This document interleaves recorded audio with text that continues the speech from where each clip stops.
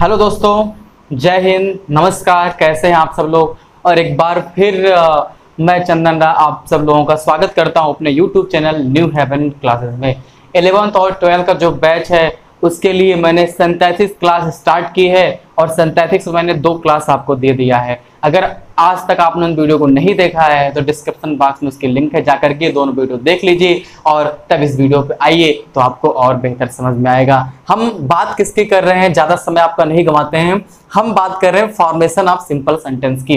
मैंने कई बार आपको बताया कि 2 मार्क्स का आपका आएगा, 2 मार्क्स का आएगा आपका। इसमें आपको सिंपल कॉम्प्लेक्स कंपाउंड पूछे जाएंगे। हो सकता है सिंपल या कॉम्प्लेक्स कॉम्बिनेशन क्या हो वो तो एग्जामिनर के ऊपर है, जो पेपर बनाएंगे उनके ऊपर है कि आपका कॉम्बिनेशन लोग क्या रखते हैं, लेकिन हमको पढ़ना सब है। और सिंपल सेंटेंस में हमने आपको 7 रूल बताए थे और मैंने आपसे कहा था कि डिटेल इसका वीडियो मैं आपको बताऊंगा।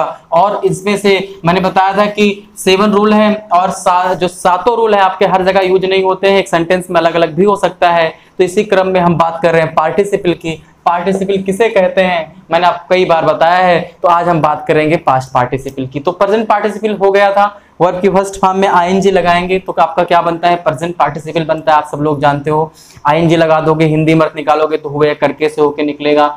और आगे मैंने बताया था कि जब 2 काम साथ साथ होते हैं तो वहां पर किसका प्रयोग करते हैं, प्रेजेंट पार्टिसिपल का प्रयोग करते हैं। देखिए, पार्टिसिपल का प्रयोग जब होता है तो वहां कई कंडीशन है। सब्जेक्ट भी दोनों के समान होने चाहिए, ऐसा बिल्कुल नहीं कि हर जगह समान होते हैं। 10% कहीं कहीं आपको मिलेगा समान नहीं होते हैं, जो कि आपको प्रेजेंट पार्टिसिपल के दूसरे रूल में मिला था। तो कभी कभी ऐसा होता है कि सब्जेक्ट समान नहीं भी होते हैं, तो कुछ ट्रिक्स होते हैं। देखिए, जितने लोग पार्टिसिपल पढ़ते हैं उन बच्चों को सबसे टफ अगर लगता है कुछ, तो उनको लगता है कि पास्ट पार्टिसिपल थोड़ा सा टफ है, कि पास्ट पार्टिसिपल थोड़ा समझ में कम आएगा। लेकिन ऐसी कोई बात होती नहीं, पास्ट पार्टिसिपल बिल्कुल भी कठिन नहीं है अगर आप उसको ध्यान से समझते हो। देखो, तो इसके बारे में जो नोट है मैं आपको नोट लिखवाऊंगा, इसको आप डिटेल में पढ़िएगा, अच्छे से समझते हुए चलिए, क्योंकि नोट बहुत जरूरी है। अगर आप नोट याद रखते हो, इसको नोट समझो या आप इसको ट्रिक्स समझ लो, ठीक है। या तो कह लीजिए ये आपकी ट्रिक्स है, पास्ट पार्टिसिपल को बनाने की आपकी ट्रिक्स है। ऐसे ढेर सारे ट्रिक आपको इंग्लिश ग्रामर में भी मिलेगी। तो पास्ट पार्टिसिपल में क्या है, इसमें ठीक है वर्ब की थर्ड फॉर्म का प्रयोग करते हैं। आप इसको लिखते हुए चलेंगे, इसलिए मैंने पूरा लिख दिया है, आप इसको नोट करते हुए चलेंगे कि इसमें वर्ब की थर्ड फॉर्म का प्रयोग करते हैं। अर्थ वही निकलेगा, हुए और करके से ही निकलेगा। वर्ब की थर्ड फॉर्म का प्रयोग करते हैं, अर्थ हुए या करके से होकर निकलता है। और सबसे इंपॉर्टेंट बात क्या है कि पास्ट पार्टिसिपल में वर्ब की थर्ड फॉर्म का प्रयोग तो होता है, लेकिन इसका प्रयोग एज ए एडजेक्टिव होता है। किसके रूप में होता है, एज ए एडजेक्टिव। अब एडजेक्टिव किसे कहते हैं, ये क्या होता है, तो आप में से कई लोगों ने पढ़ा होगा कि जो संज्ञा और सर्वनाम को क्वालिफाई करें, या ऐसे सब जो संज्ञा सर्वनाम की विशेषता बताते हैं, क्या कहलाते हैं, एडजेक्टिव कहलाते हैं। इंग्लिश में क्या होता है, an adjective is a word which qualify noun और प्रोनाउन। तो यहाँ पर आपने देखा कि वर्ब की थर्ड फॉर्म का प्रयोग एज ए एडजेक्टिव करेंगे, एडजेक्टिव के रूप में करेंगे। तो यहाँ पर एक समझने वाली बात क्या है कि अगर एडजेक्टिव के रूप में करेंगे तो निश्चित सी बात है कि एडजेक्टिव के रूप में तभी करेंगे जब वो किसी नाउन की या प्रोनाउन की विशेषता बताएगा। भाई, जब तक नाउन या प्रोनाउन की विशेषता नहीं बताएगा आप एडजेक्टिव के रूप में कर ही नहीं सकते हैं। तो यहाँ से एक पॉइंट आपका क्या क्लियर होता है कि यहाँ पर एक पॉइंट ये क्लियर होता है कि निश्चित ही जो ये वर्ब की थर्ड फॉर्म है वो किसी न किसी नाउन को या प्रोनाउन को क्वालिफाई जरूर कर रहा होगा। तो एक बार फिर से देखते हैं, इसमें वर्ब की थर्ड फॉर्म का प्रयोग करते हैं, अर्थात जो हिंदी में अर्थ होगा वो हुए या करके से होकर निकलेगा। और एडजेक्टिव जो वर्ब की थर्ड फॉर्म का प्रयोग करेंगे वो एडजेक्टिव के रूप में करेंगे। चलिए, इतनी बात आपकी क्लियर हुई। अब आगे क्या है कि वर्ब की थर्ड फॉर्म का प्रयोग उस नाउन से पूर्व करेंगे जिसकी वो विशेषता बताएगा। सबसे इंपॉर्टेंट लाइन है कि वर्ब की थर्ड फॉर्म का प्रयोग उस वर्ब से पहले करेंगे, जो आपकी वर्ब की थर्ड फॉर्म होगी उसका प्रयोग उस नाउन से पूर्व करेंगे, उस प्रोनाउन के पूर्व करेंगे जिसको वो क्वालिफाई करेगा। तो ये आपका होगा पूरा रूल कि वर्ब की थर्ड फॉर्म होगा, ठीक है, तो पास्ट पार्टिसिपल बनेगा, इसका प्रयोग एज ए एडजेक्टिव करेंगे और उस नाउन या प्रोनाउन के पहले करेंगे जिसको वो क्वालिफाई कर रहा होगा। आगे जो ट्रिक है, ट्रिक इसलिए इंपॉर्टेंट है क्योंकि अगर आपको ट्रिक याद रहेगी तो आप बेहतर ढंग से आगे सॉल्यूशन इसका जान सकते हो। यहाँ पर लिखा क्या है, मैंने प्रेजेंट पार्टिसिपल में क्या बताया आपको, मैंने वहां बताया कि सब्जेक्ट दोनों के समान होंगे, ये रूल आपका था। फिर मैंने बताया कि हो सकता है सब्जेक्ट समान ना भी मिले, लेकिन क्या हो, जो दूसरा वाक्य हो उसमें किसी वाक्य में आईएनजी लगा हो, किसी शब्द में आईएनजी लगा हो, उसका संबंध पहले वाक्य ऑब्जेक्ट से हो, तो वहां प्रेजेंट पार्टिसिपल लग जाएगा। हमने आपको बताया था कि इज एम आर बी की सहायक क्रिया आ जाए, तो यहाँ पर भी ये जानना जरूरी है कैसे हम पहचानेंगे भाई, रिकॉग्नाइज कैसे करेंगे। सेंटेंस तो आपके सामने रहेगा, सिंपल बनाना है। अब सिंपल भी तो सेवन रूल होते हैं, पहले तो ये रिकॉग्नाइज करना, ये पहचानना है भैया कि पार्टिसिपल रूल से बनेगा कि नहीं बनेगा, पहली बात। अब दूसरी बात ये, अगर पार्टिसिपल रूल से बनेगा तो किस पार्टिसिपल से बनेगा, पार्टिसिपल तो कई होते हैं, 3 होते हैं, तो इसमें किससे बनेगा, तो वो प्रेजेंट का क्लियर हो गया था। अब पास्ट में क्या करना, जो ट्रिक है, यदि पहले वाक्य का ऑब्जेक्ट, मान लीजिए आपको 2 सेंटेंस दिए गए हैं, उसमें जो पहला वाक्य है अगर उसका ऑब्जेक्ट और दूसरे वाक्य का सब्जेक्ट दोनों समान हो तो आप मान के चलिए, देखिए कोई चीज 100% ट्रिक में क्लियर कभी नहीं होता है। कोई 100% सही है, अपवाद सबके होते हैं, तो मैं कहता हूँ 95% अगर आप इसको पढ़ के चलते हो तो आपके बोर्ड एग्जाम में सेंटेंस यहीं से फंसने हैं कि यदि पहले वाक्य का ऑब्जेक्ट और दूसरे वाक्य का सब्जेक्ट दोनों समान हो तो किसका यूज करते हैं, पास्ट पार्टिसिपल का यूज करते हैं, पहली चीज। दूसरी बात, अब पास्ट पार्टिसिपल का यूज तो करेंगे, सेंटेंस भी आप देख सकते हो, जैसे एक सेंटेंस लिखा गया आई सा ए बर्ड, पहले वाक्य का ऑब्जेक्ट क्या है बच्चों, पहले वाक्य का ऑब्जेक्ट है ए बर्ड, दूसरे वाक्य में सब्जेक्ट क्या है, द बर्ड। तो यहाँ पर I saw a bird, the bird was wounded, मैंने एक पक्षी देखा, पक्षी घायल था। अब यहाँ पर सोचने वाली बात क्या है, एक अगर आपने नोट पढ़ा, अगर आपने ट्रिक पढ़ी है तो आपका क्लियर हो गया कि सर ने बताया था कि अगर पहले वाक्य का ऑब्जेक्ट और दूसरे वाक्य का सब्जेक्ट दोनों इक्वल होंगे, दोनों समान होंगे, तो वहां पर पास्ट पार्टिसिपल का प्रयोग होगा। एक बात तो क्लियर है कि इस सेंटेंस में किसका प्रयोग होने वाला है, पास्ट पार्टिसिपल का। दूसरा sentence, I had a coat, मेरे पास एक कोट था, ठीक है, इट वाज टॉर्न, ये फटा हुआ था। तो पहले वाक्य का ऑब्जेक्ट क्या है, कोट, दूसरे वाक्य का सब्जेक्ट क्या है, इट, तो क्या दोनों समान है, असमान है, दोनों समान है भाई। पहले वाक्य का ऑब्जेक्ट है कोट, दूसरे वाक्य में है इट, तो इसी का क्या किए हैं, इसी का हमने यहाँ पर प्रोनाउन लिख दिया है, तो कोई बात नहीं, जैसे चाइल्ड वाले वाक्य में था पिछले वीडियो में, तो यहाँ पर भी दोनों सेम है।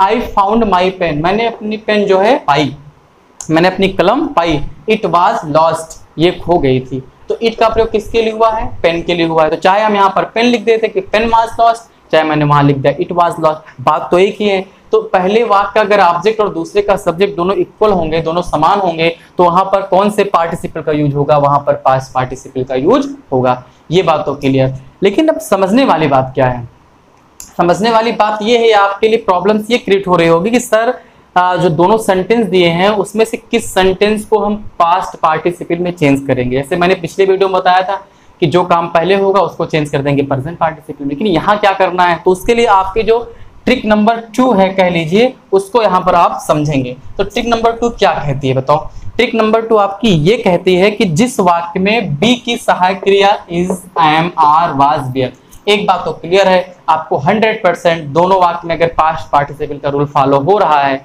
तो उसमें से आपको ये सहायक क्रियाएं अवश्य मिलेंगी। तो कह रहे हैं कि जिस वाक्य में बी की सहायक क्रिया is, am, are, was, were का प्रयोग हो, उसी वाक्य की वर्ब को, यानी कि जिस वाक्य में is, am, are, was, were लगा होगा उसमें 101% जो है क्या आया होगा, वर्ब आई होगी, उसी वर्ब को एडजेक्टिव के रूप में प्रयोग करेंगे। अब कैसे प्रयोग करेंगे इसको देखते हैं। एडजेक्टिव के रूप का मतलब क्या है कि जो वही वर्ब की third form is, am, are, was, were के साथ प्रयोग हुई है, वो जिस नाउन या प्रोनाउन के लिए आई है उसी के लिए उसका प्रयोग करेंगे, किसी और के लिए नहीं करेंगे। तो आप यहाँ देख सकते हैं, I saw a bird, the bird was wounded, मैंने एक पक्षी देखा, पक्षी घायल था। तो यहाँ पर यह आपका दोनों समान है। इससे एक बात क्लियर है कि आपका जो रूल लगने वाला है वो कौन सा लगने वाला है, पास्ट पार्टिसिपल का, बिल्कुल सही। एक बात और देखिए, दूसरे ट्रिक में क्या था कि जिस वाक्य में is, am, are, was, were दिया होगा उसी वाक्य की वर्ब को क्या करेंगे, एज अ एडजेक्टिव यूज करेंगे, as a past participle use करेंगे और उसको उस शब्द के पहले लिखेंगे जिसको वो क्वालिफाई करेगा। तो मैंने एक पक्षी देखा, पक्षी घायल था, तो is, am, are, was, were, be की सहायक क्रिया वाला वाक्य ये इसमें वाज आया है। अब इसमें जो थर्ड फॉर्म आई है वुंडेड, ठीक है, अब यहाँ पर देखिए ईडी लगा हुआ है, लेकिन अब इसका प्रयोग एज अ एडजेक्टिव करना है। तो पक्षी घायल था, तो जो घायल शब्द आया है किसके लिए आया है, ये घायल शब्द आया है पक्षी के लिए। तो ये जो वर्ब की थर्ड फॉर्म आई है इसका प्रयोग जिस पक्षी आपका क्या, पक्षी आपकी संज्ञा नाउन है, तो क्या करेंगे, इस वुंडेड शब्द को उठा करके कहाँ लिखेंगे, इसको उस नाउन के पहले लिखेंगे जिसके वो क्वालिफाई करेगा।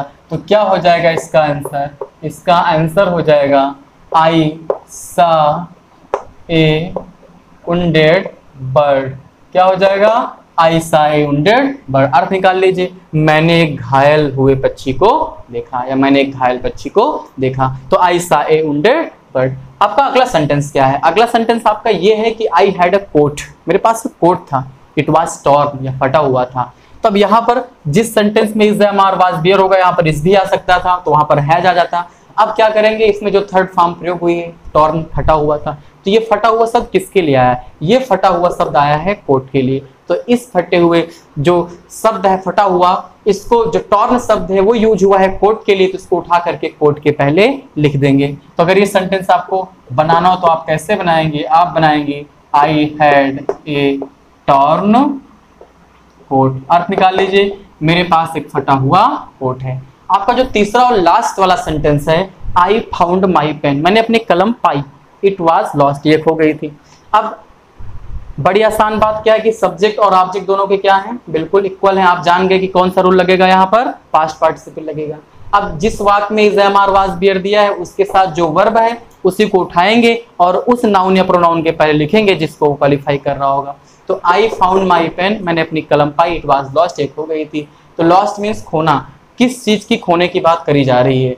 तो ये बात करी जा रही है कि पेन खो गई थी, यानी कि जो लॉस्ट शब्द आया है किसको क्वालिफाई कर रहा है? पेन को। तो इसका आंसर क्या हो जाएगा? इसका हो जाएगा कि I found my lost pen. अब देखिए वहां पर तो वर्ब था, लेकिन आप क्या किए, उस वर्ब को उठा के लेके आए, नाउन के पहले यूज कर दिए। अब जो नाउन या प्रोनाउन को क्वालिफाई करता है वो क्या कहलाता है? वो एडजेक्टिव कहलाता है। तो I found my lost pen, मैंने अपनी खोई हुई कलम पाई। तो अगर आप पास्ट पार्टिसिपल का प्रयोग करना चाहते हैं तो सबसे पहली बात क्या है कि वर्ब की थर्ड फॉर्म का प्रयोग होगा, एज एडजेक्टिव होगा, विशेषण के रूप में होगा। और जब विशेषण के रूप में होगा तो उस वर्ब के पहले जो आपकी वर्ब होगी, जो थर्ड फॉर्म होगी, उस नाउन या प्रोनाउन के पहले यूज होगी जिसको क्वालिफाई करेगी, पहली बात। और दूसरी बात, जो आपकी दोनों ट्रिक है कैसे पहचानेंगे कि पास्ट पार्टिसिपल का प्रयोग करें, तो यदि पहले वाक्य का ऑब्जेक्ट और दूसरे वाक्य का सब्जेक्ट दोनों समान हो तो वहां पर हम लोग किसका यूज करेंगे? पास्ट पार्टिसिपल का यूज करेंगे। दूसरी बात, जिस वाक्य में बी की सहायक क्रिया is am are was were का प्रयोग हो, उसी वाक्य की वर्ब को एडजेक्टिव के रूप में प्रयोग करते हैं, यानी कि जिस वाक्य में is am are was were लगा होगा उसके बाद जो आपकी वर्ब की थर्ड फॉर्म आई होगी इसको उठाएंगे और जिस शब्द के लिए आएगा उसके पहले यूज कर देंगे। और अक्सर यही होता है कि जो is am are was were आई रहती है वो कैसे होती है? वो जो पहला सेंटेंस होता है उसका जो सबसे ऑब्जेक्ट होता है उसी के पहले अक्सर यूज होती है। एक बात और, ये सेंटेंस घुमा के भी कभी एग्जाम में दे सकता है, तो आपको घबराना बिल्कुल नहीं हो सकता है कभी सेंटेंस ऐसे आ जाए। ऐसे भी सेंटेंस एग्जाम में बच्चे फंस भी जाते हैं। मान लीजिए कभी ऐसा प्रश्न आ गया कि the pen was lost, the pen was lost, I found my pen. या कभी आ गया द बर्ड वाज वुंडेड, आइसा। तो एक बात याद रखिएगा कि कभी भी प्रश्न घुमा के भी आ सकता है, लेकिन आपको देख करके सही ही बनाना है। और ऐसा भी नहीं कि आप कभी सा देखते हैं तो वहां आप आराम से सिंग लगा देते हैं, ऐसा भी आपको नहीं करना है। सेंटेंस पढ़ने हैं, उनके अर्थ निकालने हैं। और कोई भी प्रॉब्लम होती है तो न्यू हेवन क्लासेस आपके साथ है। आप कमेंट कर सकते हो, आप टेलीग्राम ग्रुप को भी ज्वाइन कर सकते हो, वहां पर आपको सारे सोल्यूशन मिलेंगे, कोई आपको प्रॉब्लम नहीं होगी। तो अगर मेरा वीडियो पसंद, और देखिए एक बात और है कि एक लॉन्ग वीडियो में नहीं बना रहा हूं, मैं सोच रहा हूं कि आपका प्रेजेंट पार्टिसिपल अलग बने, पास्ट अलग बने और परफेक्ट अलग बने। इससे होगा क्या कि आप घर पर बैठ के आराम से इनके एक्सरसाइज भी बना सकते हो। तो बस यही कहना चाहूंगा, अगर वीडियो आपको पसंद आ रही हो, जो मेरी मुहिम है इस चैनल की, अगर आपको पसंद आ रही हो तो वीडियो को जो है लोगों तक भी शेयर करिए, अपने दोस्तों तक भेजिए और चैनल को सब्सक्राइब करिए और ऐसे ही बने रहिए न्यू हेवन क्लासेस के साथ। Thank you, I love you.